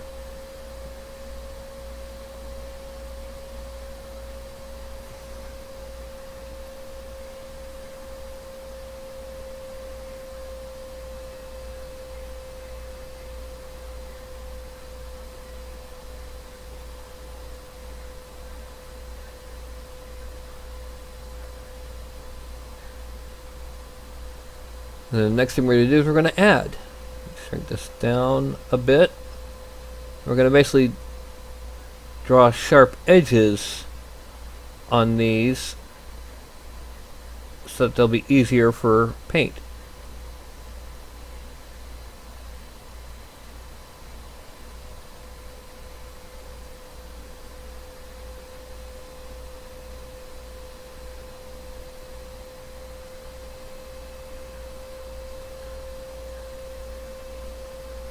Then we're going to shrink it just a bit. and edge these. Because the two primary kinds of paint techniques used on most figures, or two, I shouldn't say primary, I should say two most common, are a wash, where it's, you know, liquid paint brushed over, or brushed or dabbed over the surface, settles into cracks, and a dry brush, where a brush with just a little bit of paint is brushed over the ridges.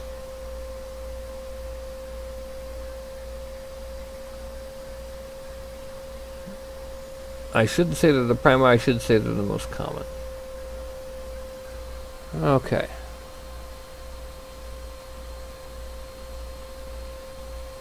Now, let's go ahead and go back to her and hide the hair so I can make her face a bit more feminine.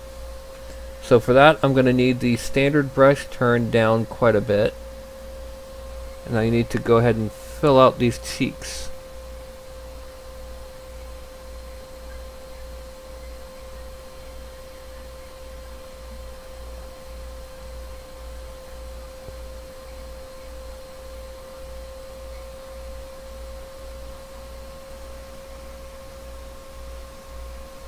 I also need to make her chin a bit more pointed.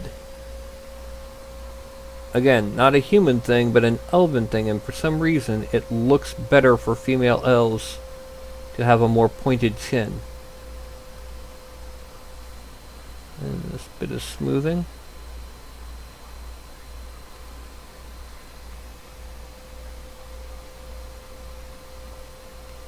There we go. Not looking as masculine now, is she?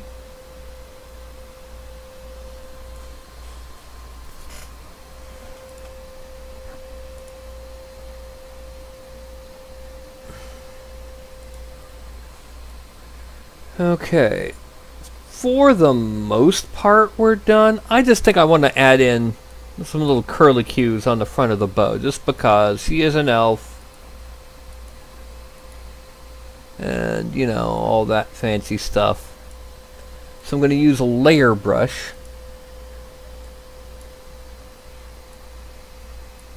And we're going to zoom in on the front. And I'm going to shrink the brush a little bit.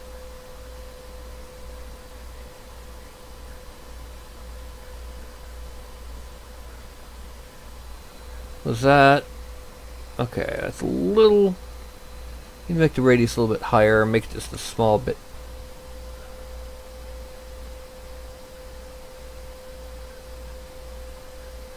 Just a little S-curve like what's found on violins. Just to show that it is in fact decorated. And the opposite direction here. Whoop, too close.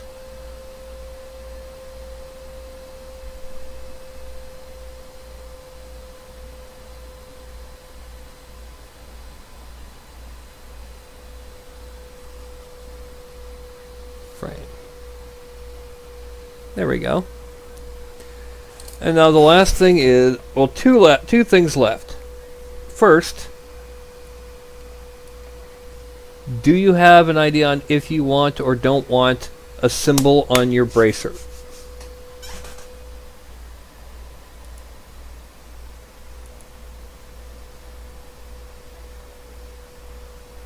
Well, I just haven't made everything invisible.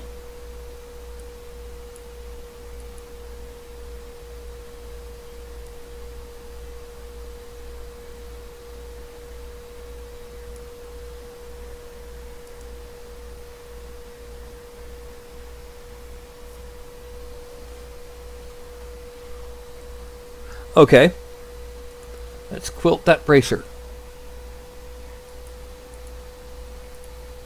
Frame. Zoom out. Alright, so what we're going to do is we're going to get the slash brush Z sub, increase the intensity. Let's go ahead and turn on lazy mouse because we want to make this kind of... Okay, so we're gonna start here and not digging in deep enough. So gonna make it smaller but much more intense. Okay.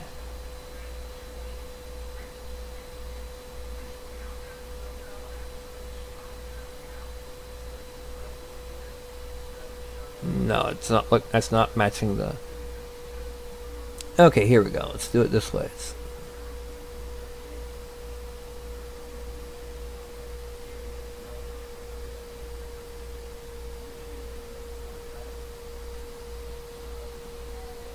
Okay.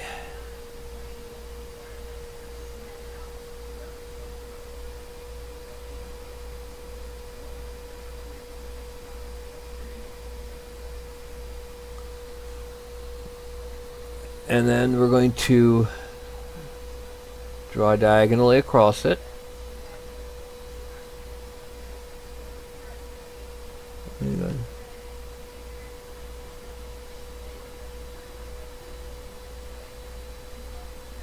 Oh.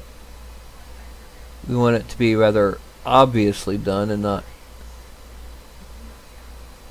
Yeah.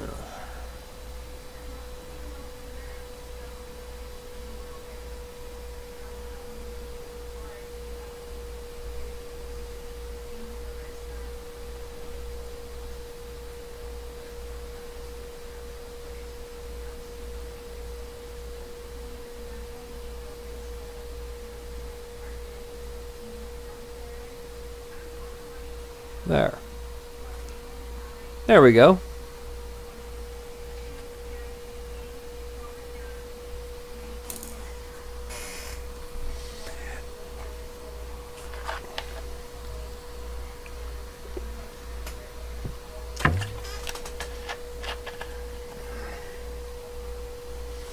Okay.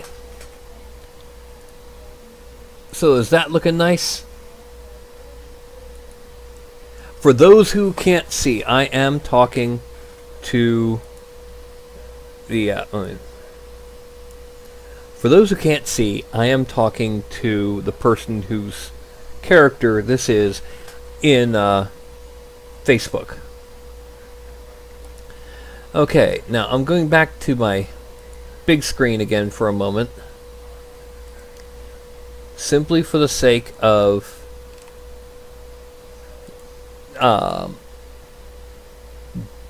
there are 8 different kinds of bases that I have made since the last thing. All my figures I'm going to use from now on are going to use one of these 8 bases. Now there's 2 that are obviously almost certainly not going to apply here, but those bases look like this.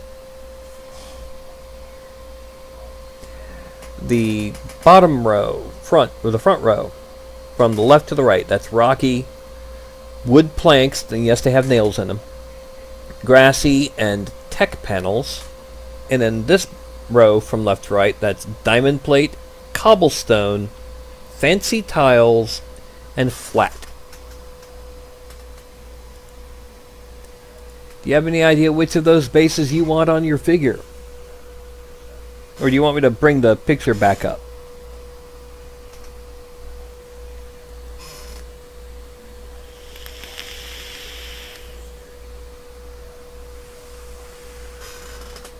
Grass. Okay. So now the next thing I do is I'm going to go ahead and merge all of these down.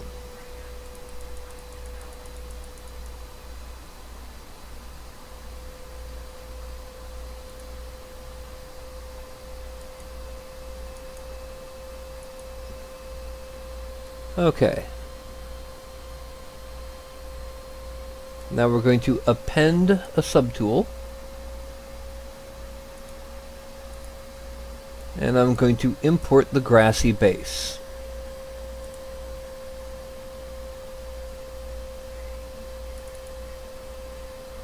Now you notice it's not perfectly on center. It's also kind of rough.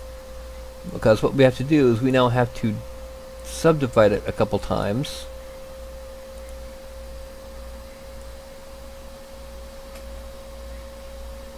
And then I need to hit the space bar and smooth it a little.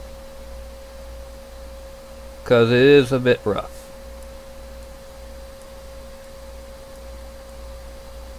Now what I need to do is I need to use offset. First of all, offset X, get it kind of centered here. Offset Z, I need to get it kind of centered here.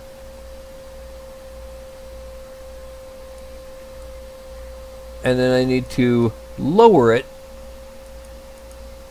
because that's just, yeah. Okay. Alright, I need to move the base forward a bit more.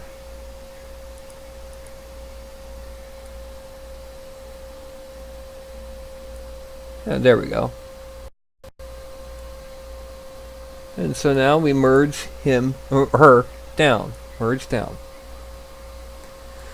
Now the problem is, number one, this is multiple pieces. I can put this up now. Number one, this is multiple individual pieces that are just kind of intersecting and overlapping. This won't print well. So the first thing I have to do is I have to dynamesh it, which turns it all into one cohesive thing.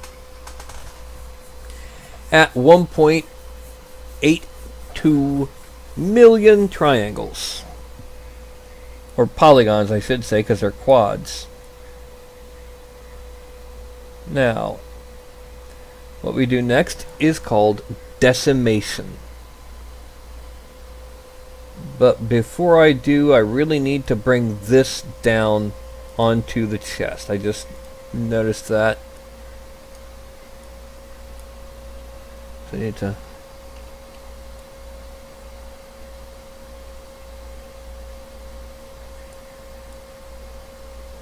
Okay, it needs to be physically attached to the chest. So actually we need to go back one.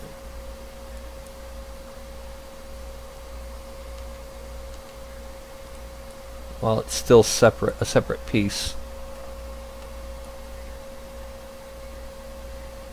Yeah, because we don't want it sitting out there in open space because it, again, it'll like break off and stuff. Now we dynamesh it. And we go from 3.33 to 1.82. Now again, this is far too many polygons, even though it's now a single cohesive shape.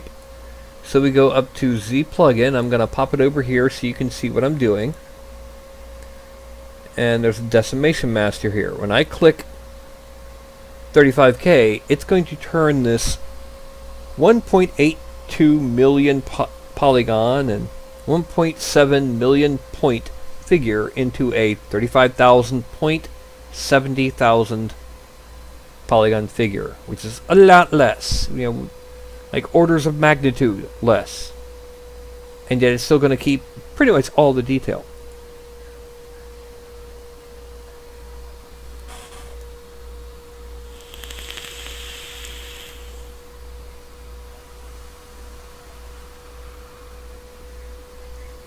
As it's proceeding, you can't see the orange line yet, but you will soon. When the orange line gets all the way over to here, or so, it'll then do a couple more chunk things, and then to give me a final.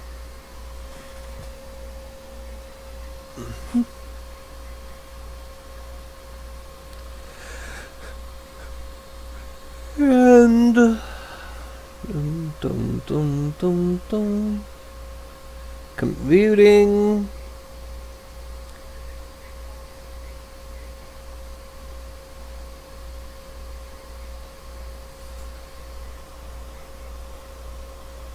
And there we go. 70,392 polygons.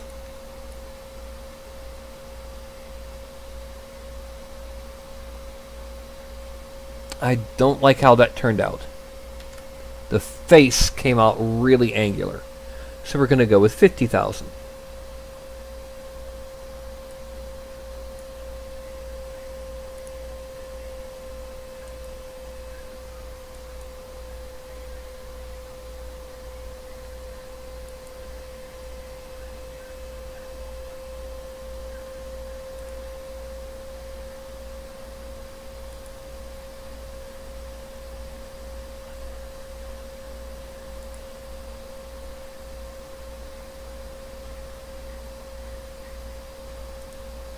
I need to be over here. Gee! I forgot to come back over to the ZBrush. Yay!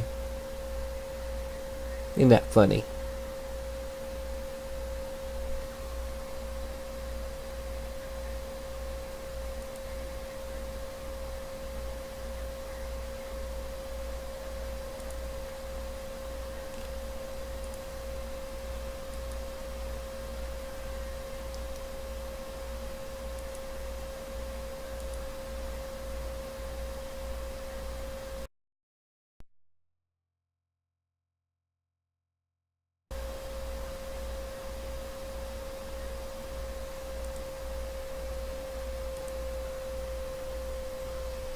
There, it's a bit better on the face.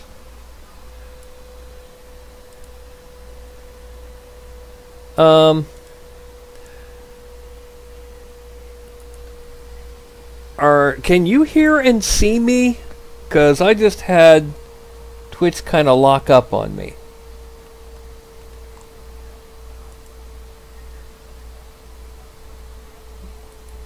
And I mean lock up hard.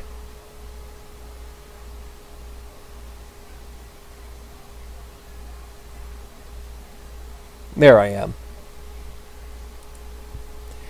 So anyway, this is your character. Does she have a name yet?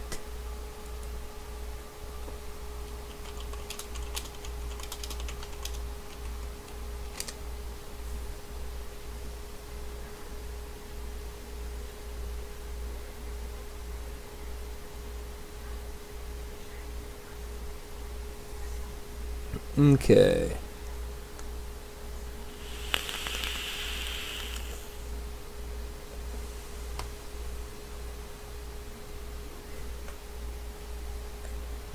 I would assume that's pronounced Adri.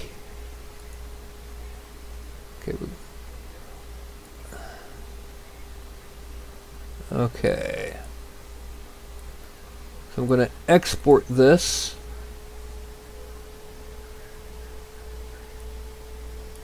In the broadcast miniatures new.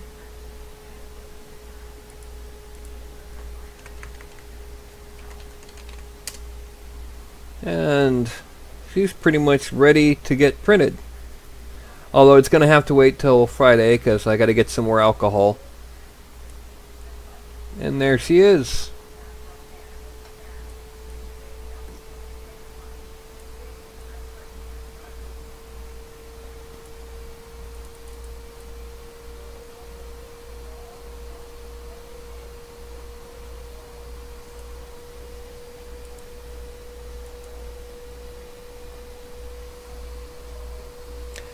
Do you like it, Jamie?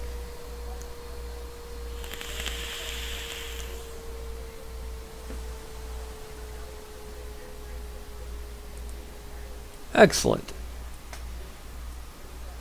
I will confess that as I get on, I do tend to make more detailed sculpts. Compared to some of my first ones, like, I'm sorry, Alex's. The newer ones tend to be a bit more detailed. Like this, not just the curlicues on the bow, but also like, you know, details on the legs, the details on the bracer, the new bases, and yeah. Let me go ahead and pop back to here, because the figure's done. And it's all I got left to do is put it on the bed and print it, and there we go. So,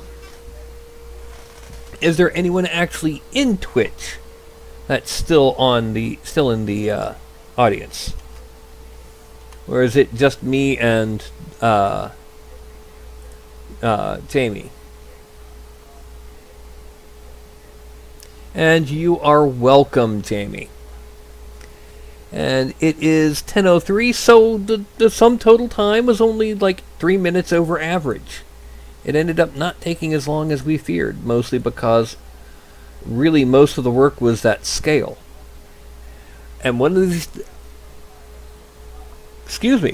days I'm going to find a way to make scale a lot easier and a lot smoother without using a darn alpha, because alphas irritate me. So what I'm going to be doing... you don't have a Twitch account is what happened. But what I'm going to be doing is I'm going to be holding my hand up. And I can see it on the screen in Twitch, and there is about a 10-second to 15-second delay. And I'm going to count down from 5 to 1. And when I get to 1, I'm going to stop the broadcast. And that will be it for this evening. Is there anything else you would like to say, Jamie?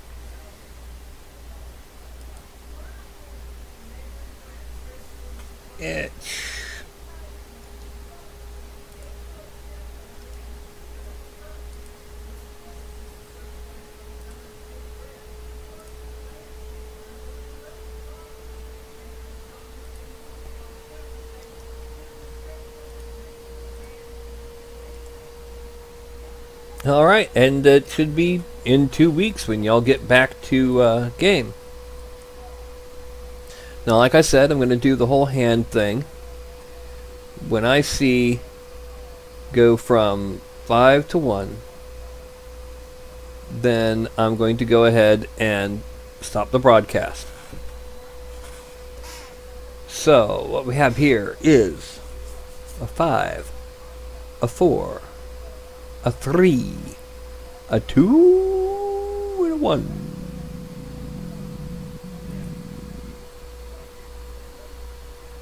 Bye-bye.